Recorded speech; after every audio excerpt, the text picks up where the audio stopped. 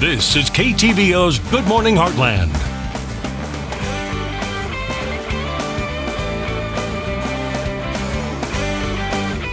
And welcome back. Thanksgiving is just a few days away, which means we'll be indulging in a turkey feast, but you don't have to add extra pounds to the waistline while doing it. This morning we have Andrea Shelley, a registered dietitian from Hy-Vee, here this morning to talk about 5 substitutions you can make to help your meal be a little healthier, if that's possible, which according to her, it is. How are you doing? I'm doing great. How are you? Good. So I feel like the holidays, you're allowed to have an indulgence here and there, but if you want to maybe indulge on some desserts, you're going to show us some healthier options for our meals to substitute, right? Right, yeah. And some of them aren't even necessarily substitutions. They're just things you can actually add into your meal to make them a little bit healthier and a little more filling. So maybe you'll eat a little bit less of that bad stuff. So the first thing I have up here is our flaxseed.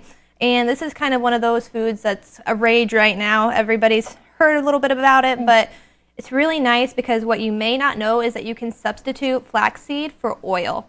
So it's actually just 3 tablespoons of flaxseed to 1 tablespoon of oil, and you can bake with it. So it bakes really nicely. You can also substitute egg with flaxseed. It's just 1 tablespoon of flaxseed, 3 tablespoons of oil, and then you're good to go.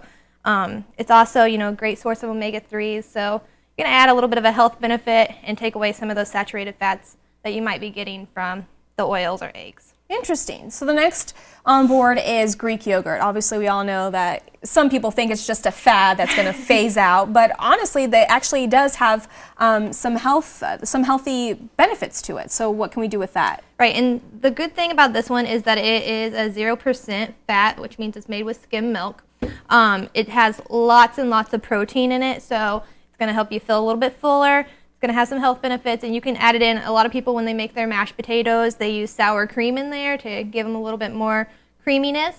This is a great substitute. It tastes almost identical. I actually did a taste test at the store about a month or 2 ago, and I would say 80% of the people could not tell the difference at all. So it's a great substitute.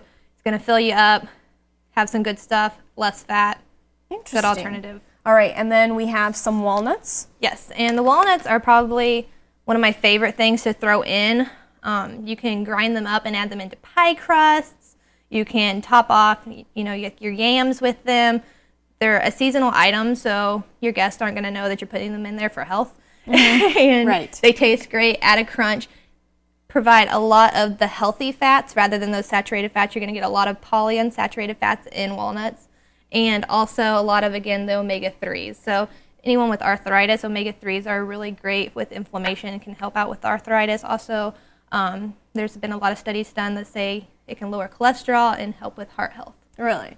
That's interesting about that. I like those little arthritis and cholesterol and heart health. Also, but just make sure nobody in your family has any nut allergies. Yes, yep. So that's very important because we don't want anybody going to the hospital.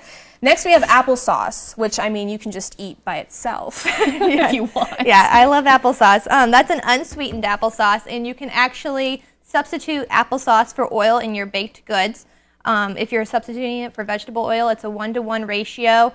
So if you substitute 1/4 of a cup of vegetable oil with 1/4 of a cup of applesauce, you're going to save about 450 calories. Say that one more time.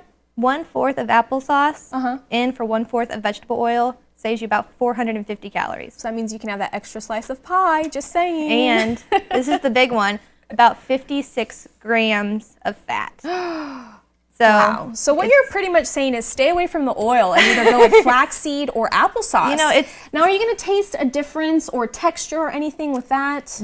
This one, honestly, I don't notice hardly any. I tried this the other day because I had never tried it and I was really curious. And the flaxseed, important to get the milled. You can get the full seeds, but the milled is going to, blend in with the texture better, and it helps those oils release.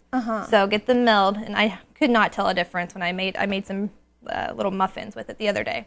The applesauce actually will give a little bit more moisture.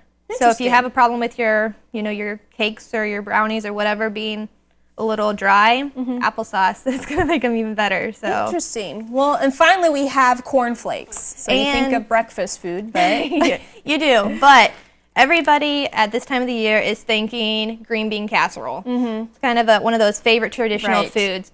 instead of those French fried onions that you throw on top, throw in the corn flakes. It's going to add the same crunch, but they haven't been deep fat fried, so you're going to get less of that oil and fat in there. And there's a little bit of fiber in there, you know. Fiber keeps you full, so maybe it'll help with the snacking a little bit, but really it's just a good substitute. Keeps that same crunch, and it's a great alternative. Wow, all great information. Thank you so much, Andrea. What we'll do is we'll post everything on our website at heartlandconnection.com. We'll also link up your information if they have any last-minute questions. And once again, thanks for coming on. Well, thank you. And we'll be right back.